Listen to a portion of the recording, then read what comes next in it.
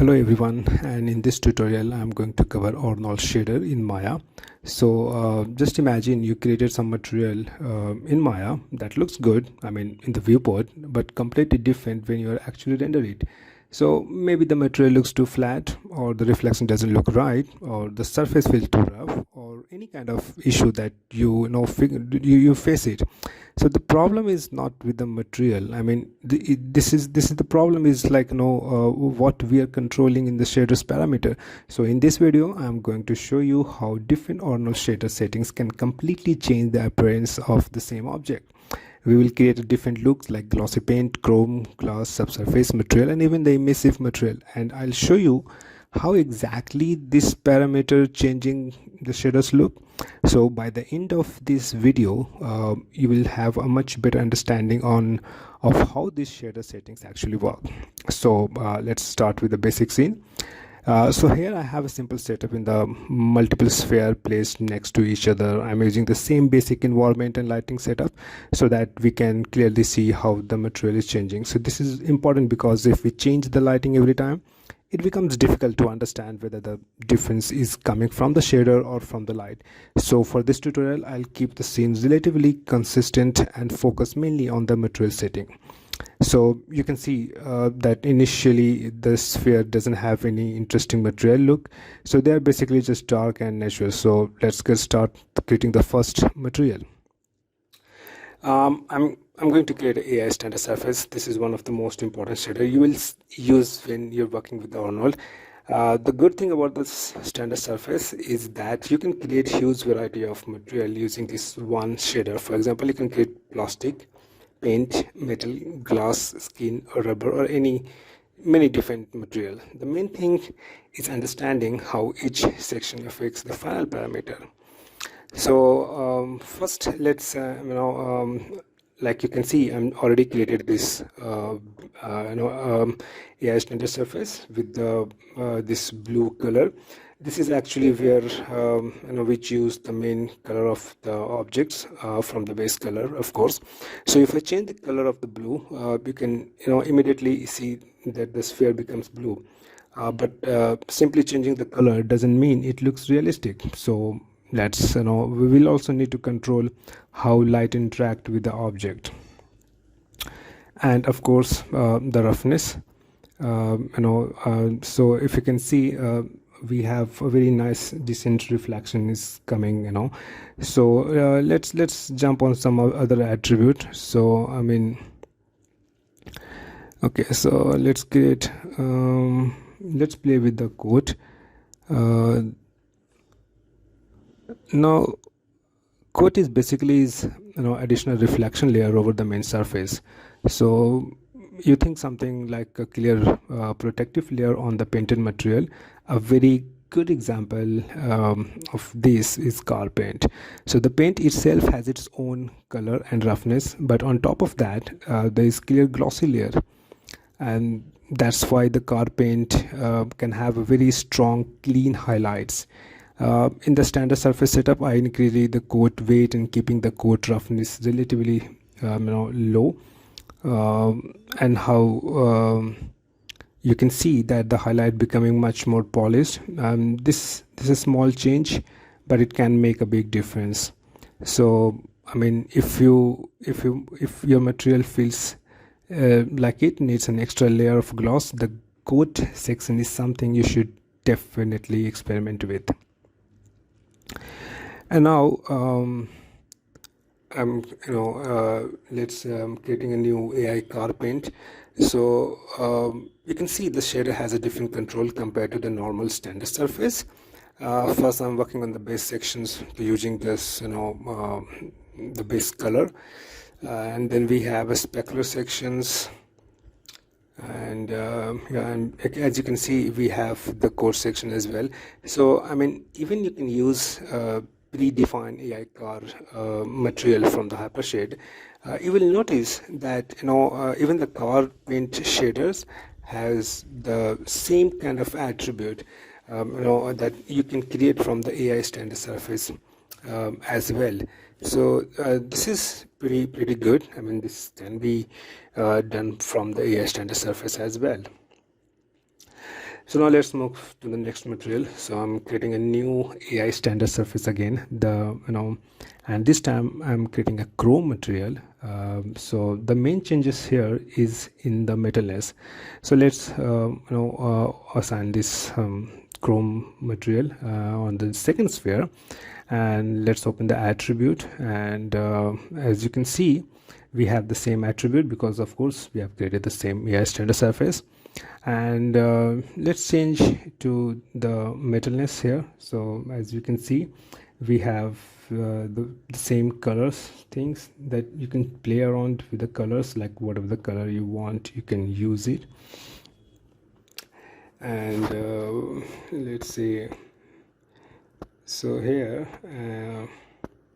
if you can see, changing the metalness, and this completely changed the appearance. So now look at the sphere. Now instantly a simple showing its own base color, it is mostly reflecting the environment. This is exactly what we can expect from chrome, and this is another important things to understand.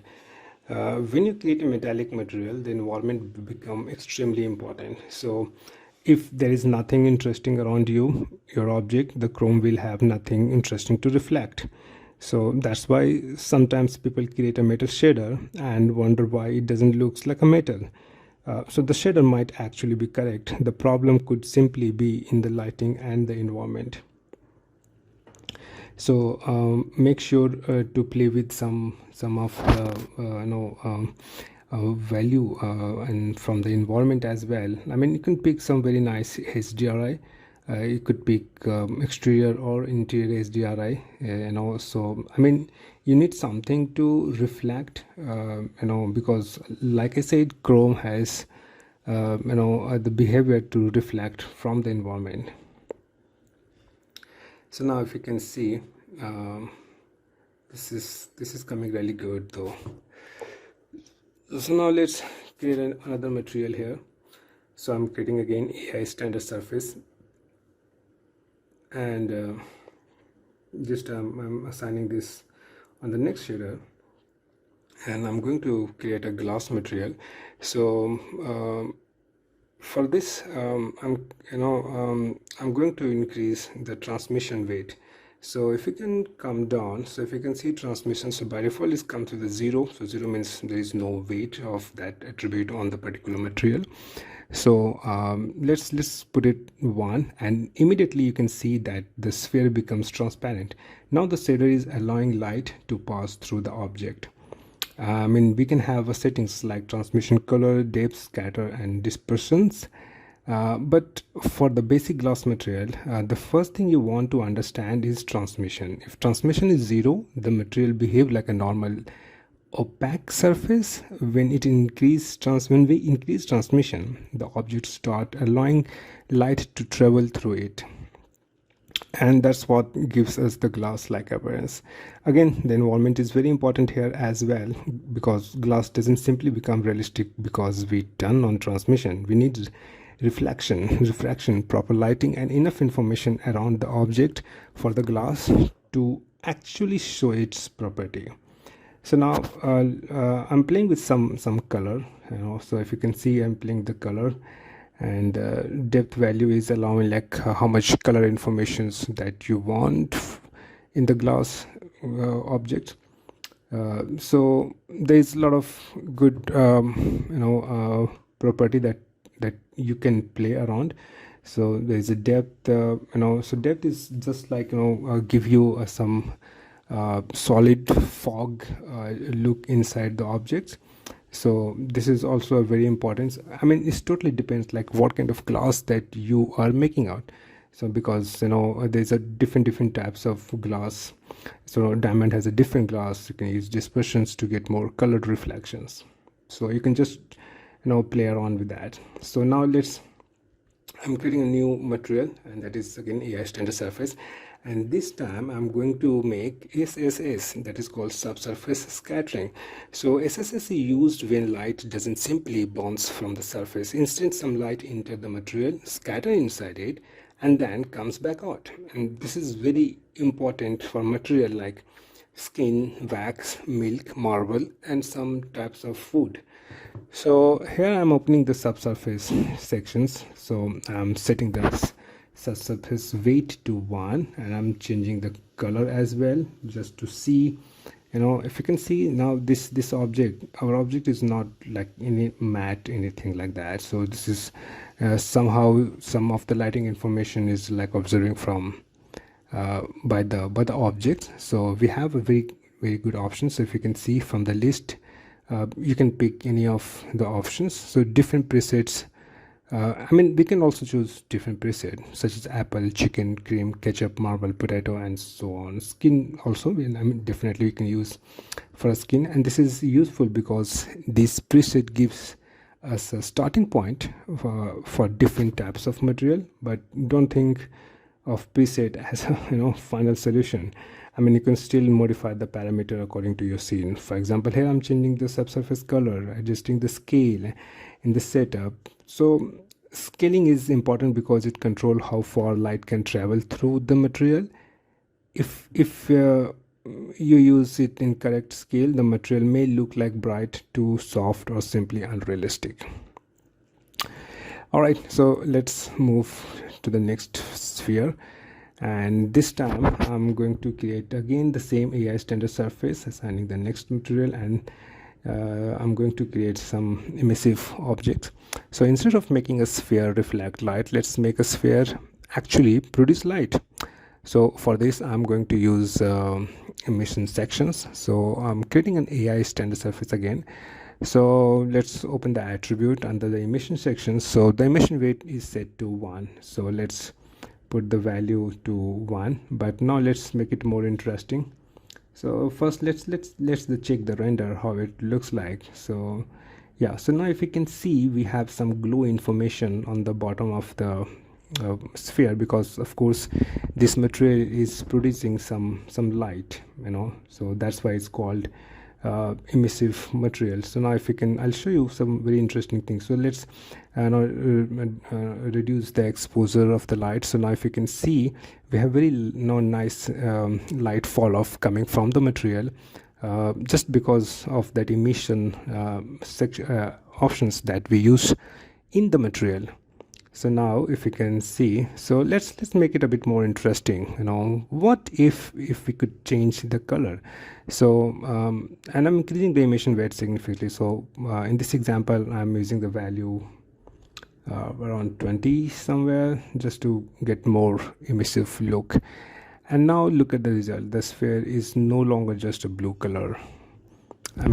It looks like actually glowing,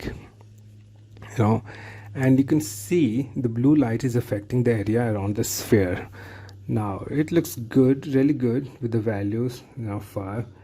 So yeah, but remember one thing, making an object bright is making the illumination, the environment, are two different things. Depending on the Arnold setup and render settings, you may need to additional light or specific rendering technique to get the exact amount of lighting contribution. Alright, so now let's say I'm creating a new material.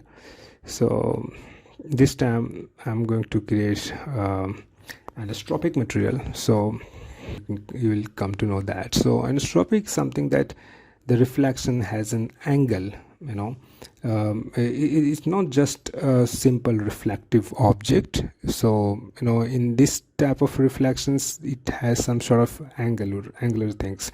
So now if you can just let me show you. So now if you can see anisotropic, so if you can see the pan or some metal, it has some angle or rotational things in the reflections. So this things comes from the this anisotropy things. So now simply I'm creating the metal objects, and from the metal, if you can see the specular, we have the anisotropy. So now I'm just playing with this rotational attribute to show you like how our object looks like. And if you're really new in shading, I would recommend that you don't try to memorize every single parameter. Instead of changing the parameter at a time and watch what happened. For example, take roughness, put it 0, render it, then increase 0.2, render it, then try to 0.5 and 1. You will quickly understand what roughness actually does. The same approach works for the metalness, specular, transmission, code, SSS and emission. So don't just memorize value, understand the visual result of the value. So this will definitely help you to understand the material property.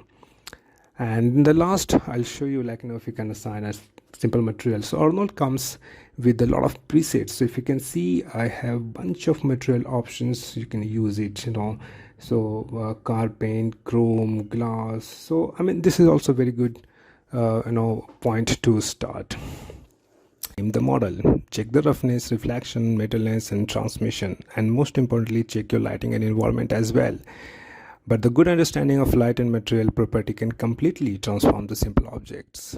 And here is the question that I asked at the beginning: which one of these settings has the biggest impact on realism? The answer is there is no single magic settings.